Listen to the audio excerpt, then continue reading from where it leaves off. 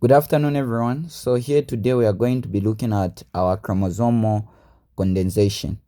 So firstly, to define this, we need to know what a chromosome is. So a chromosome by definition is just a thread-like structure made of DNA and proteins that carries genetic information in form of genes. So our chromosome is a thread-like structure made of DNA and proteins that carries genetic information in form of our genes. So this is our definition of what the chromosome is.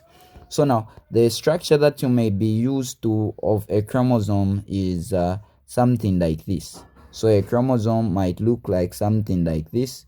Now, how does the chromosome condense? Because the chromosome, when it's just beginning, you might have DNA. It is a double helix structure that looks like something like this. But how does it condense to form a structure that looks like this in its duplicated form? How does it condense to form a structure that looks like this? So now, and to understand this further, we need to know how DNA condenses or coils. So DNA condensation is simply DNA coiling. So now when we look at this, we are going to first look at what is the makeup of our chromosome. So chromosome, just as the definition has said, is made of DNA, about 40%, and it is also made up of histones with the remaining 60%. So when we look at our DNA, one of the notable things about DNA is that DNA is negatively charged. So why is DNA negatively charged? You may be asked in your exam. DNA is negatively charged because of the presence of the phosphates.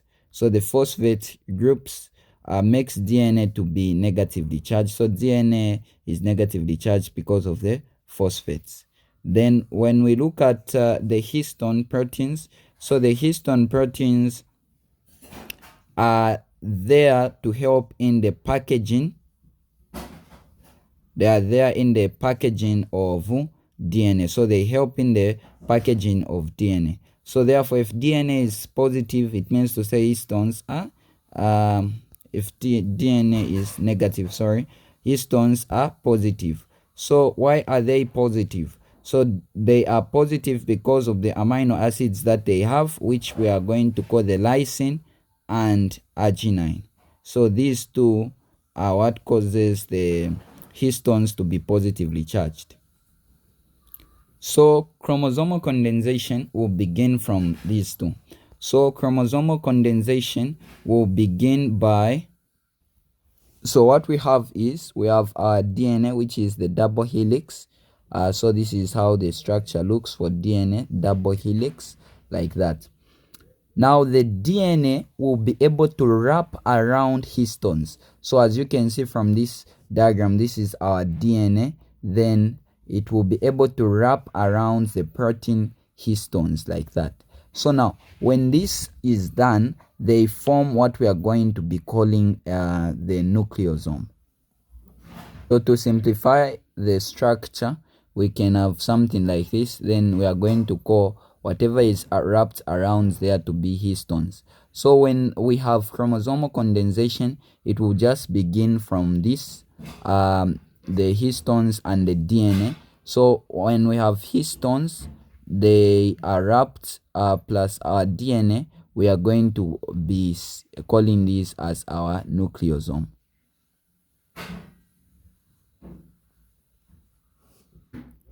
So already, if we have this one wrapped around, so these together will form the nucleosome. Then from there, the nucleosome more like begins to coil again. So this is what we might have. We have the nucleosome here, we have the nucleosome here. They begin to coil together to form this structure. So we are going to have something like this. So it will be able to more like join when they join like that, even this one comes like that, they begin to coil together to form a greater structure. So from there, instead of using nucleosome, you will be now using nucleosomes, meaning to say they are a lot. So the nucleosomes begin to coil, so you might think of them as joining like that, begins to coil further to form what we are going to call the solenoid. So the solenoid is formed after that. So what we had was from these nucleosomes will be able to form when they further coil. You can just say further coils, they will be able to form what we are going to call the solenoid. Then from the solenoid, when they also further coil, they are going to form what we are going to call the chromatin loop. So you can just be referring to it as coiling. We have the chromatin loop like that. Then after that, finally, the chromatin loop further coils to form what we are going to be calling our chromosome. So this is chromosomal condensation. So you might look at it beginning from our DNA. From our DNA, it wraps around histones to form the nucleosome. Then from there, it forms the nucleosomes further coil to form a solenoid. From the solenoid, then they are going to coil into a chromatin fiber or the chromatin loop. As you can see, this structure is a loop. This is how a loop is able to look like. So now the chromatin loop, which further coils to form our chromosome like that. So that is it for chromosomal condensation. Thank you very much for watching the video. Hope you would like, subscribe, and share for more. See you in the next tutorial.